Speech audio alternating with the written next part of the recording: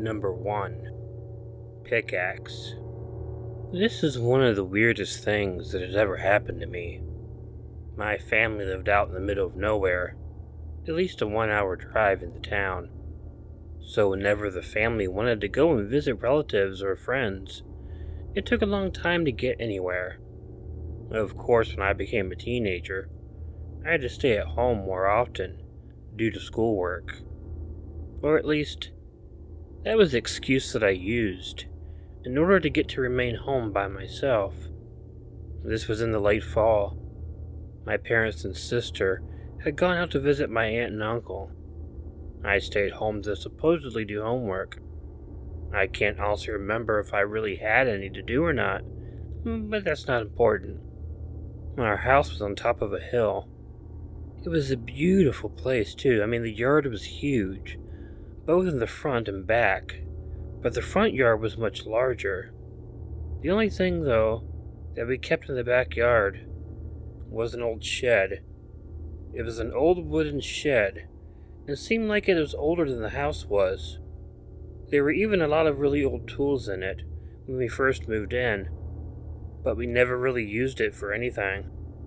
I was watching TV, and it was a little while after the sun had gone down.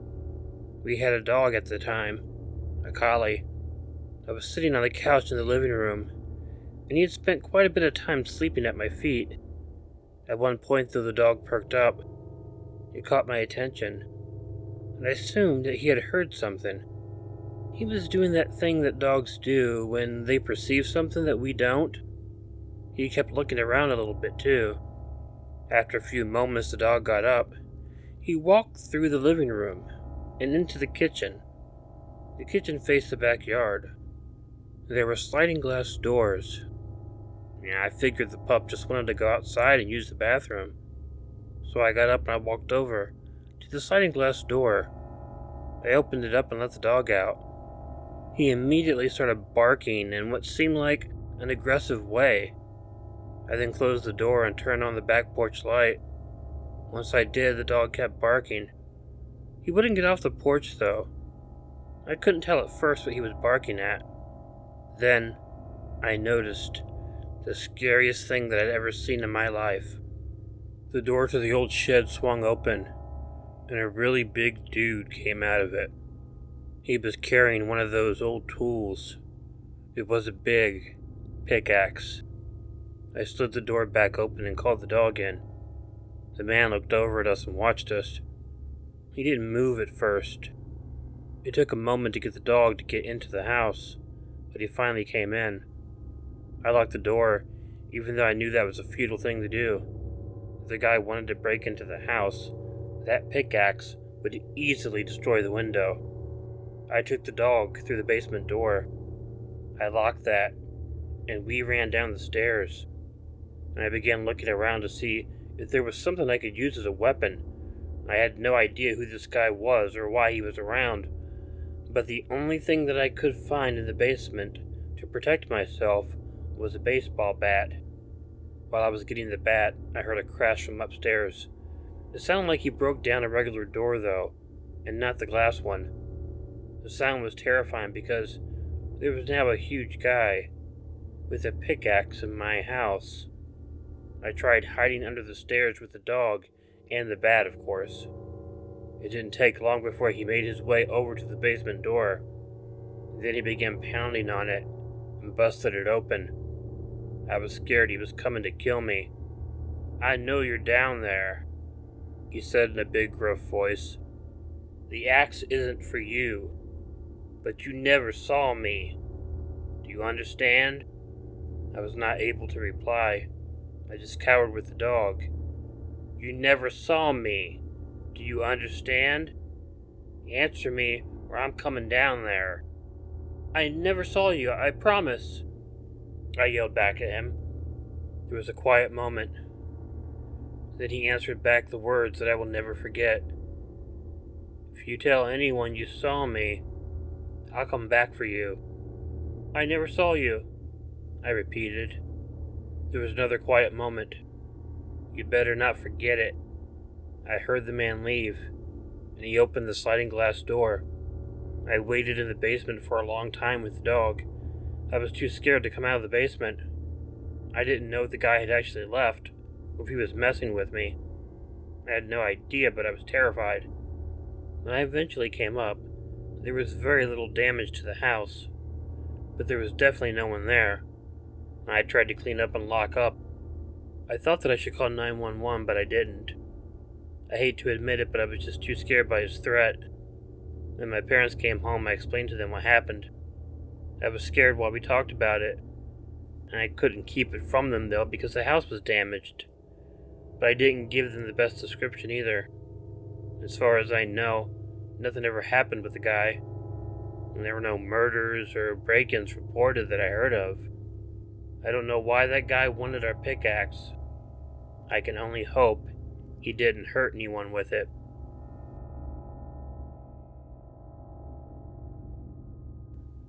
Number 2. A nightmare on driveway. We lived in a really hilly area. That is the best way that I can describe it. We lived at the bottom of a hill off a dirt road. There was another house, sitting right on top of a steep hill, right across the street from us. Although we lived in our house for a really long time, the other house was a rental property, and there were often a lot of different people who would rent there for a short time. I don't remember a whole lot of the renters, but there was one that I will never forget. The father was a truck driver and wasn't around that much, but when he was, the semi-cab was parked right on top of the steep driveway.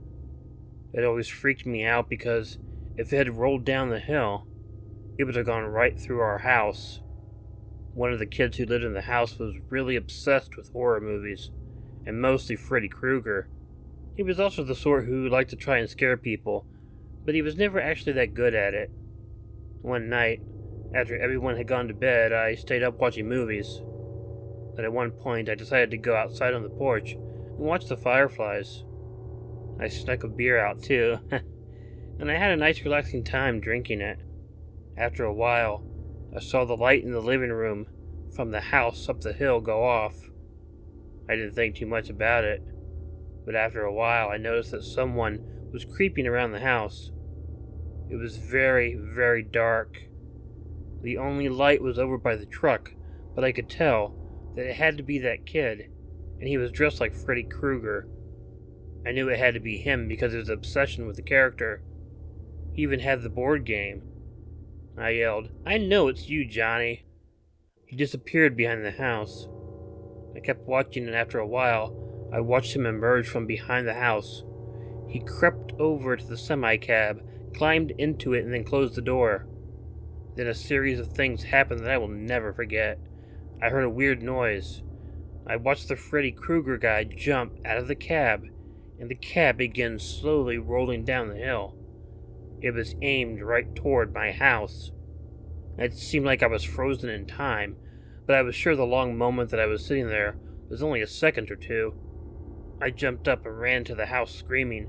I tried to get my parents and sisters to wake up. They all quickly came into the living room, and I screamed for them to get out of the house.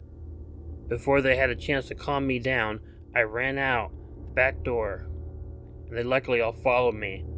It was fortunate that rolling down the hill in neutral didn't roll down super fast. We didn't get out of the house on the nick of time. We had a little bit of time to spare, but there was nothing we can do as the cab rolled down the steep hill, across the road, and slammed right into our small house. I seriously cannot tell you what it was like. I mean, it was almost like something you would see from an action movie, but not cool. It didn't go totally through the house, but it embedded itself very deeply. If I hadn't gotten my family up, they could have been injured or killed. And so what happened after that? Well, my dad ran up to the house and began pounding on the door. He was demanding that Johnny be taken out of the house. The parents came out of the house and there was yelling. Johnny came out dressed normal and acting like he had been sleeping the whole time. Well, the problem with it was there was no way anyone could prove that Johnny did it. Everything I noticed was circumstantial. I thought it was him because he loved Freddy Krueger, but no Freddy Krueger costume was ever found. In fact, his parents refused to buy him one because they hated horror. They did, however, have to pay for the house. Having the truck cab parked like it was happened to be very dangerous. If it had been parked sideways, then it would not roll down the hill. The people moved out not long after that. Scariest moment of my life. Number 3. Walk. I once came upon a really terrifying incident completely by chance. It happened when I was 13 years old, when I had what was probably the worst day of my entire life. I didn't always get along with my older brother. I mean, I did a lot more when we were older, but we would get into fights when we were younger, like brothers often did, and he was a lot bigger than me too. So when we were in our teenage years, he could really be a dick, and that made it hard to defend myself. We moved around a whole lot, and when this happened, we were actually living in my aunt's house. This is a little weird, and I probably shouldn't even explain it, but she was given a job and a free place to live. She didn't want to sell the house, but it was too far out in the country for her to commute to the new job, so we moved in there. We weren't big city people by any means, but it was the first time in my life I really lived out in the middle of nowhere. My dad and stepmother would often go off and visit people, get drunk, that sort of thing. And when they did, my brother and I would be home alone, sometimes for a very long time, like days long.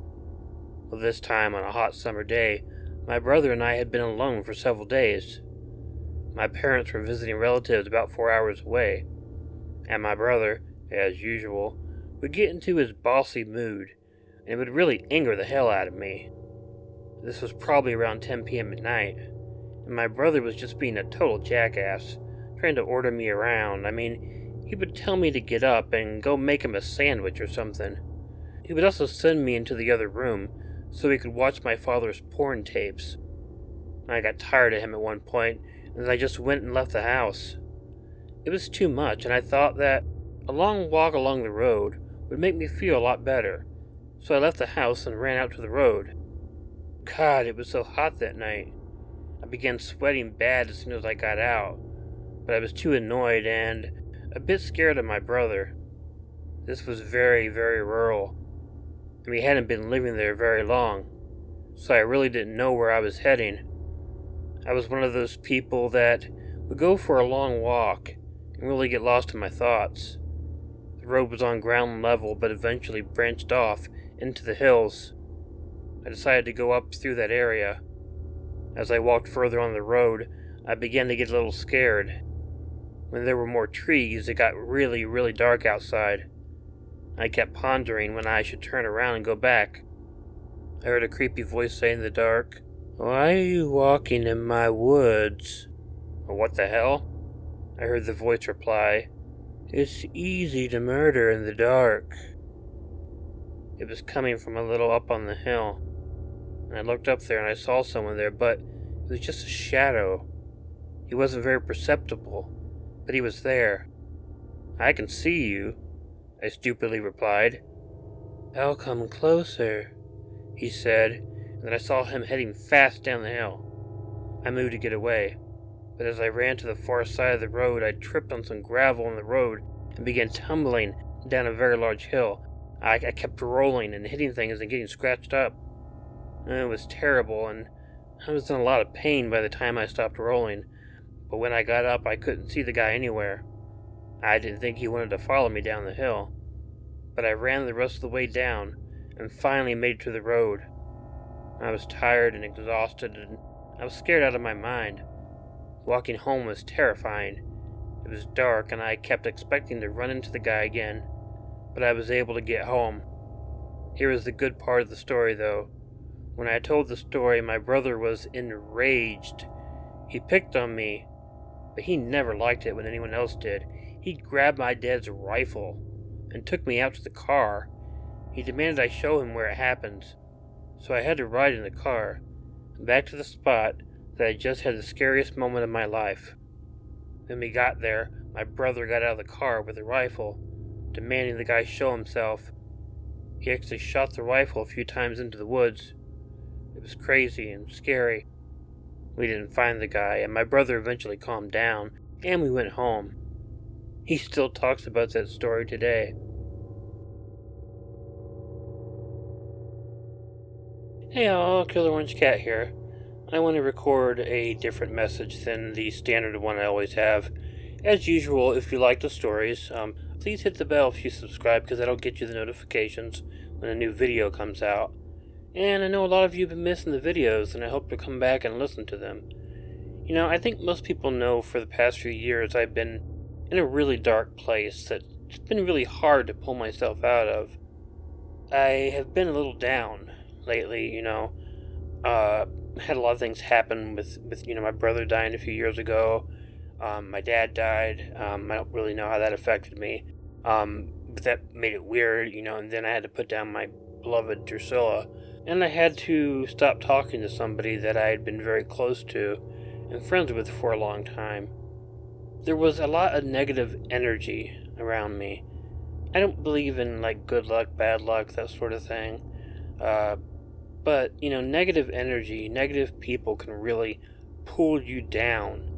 And that's kind of what happened to me. And I changed a lot over the years, and not in a very good way, so I just want to let you guys know, because you stuck with me through the hard times, and I will reward you for it. Right now, I'm in a very good place. I have a possibility of buying a house. I am totally in love. And it makes me so happy. And I got my cats, I got my family, and I got you guys. And I'm pulling myself out. I hope I get to a point where I was a few years ago. The videos were more constant, and I was happier, and recording these more personal messages at the end. But I just want to let you guys, I appreciate everything you've done for me. I love you all very much, and I'm hoping things will get brighter and nicer. And I hope you all remember not to forget to make sure to check in your closet, check under your bed, because you never know where a Killer Orange Cat might be hiding. Good night.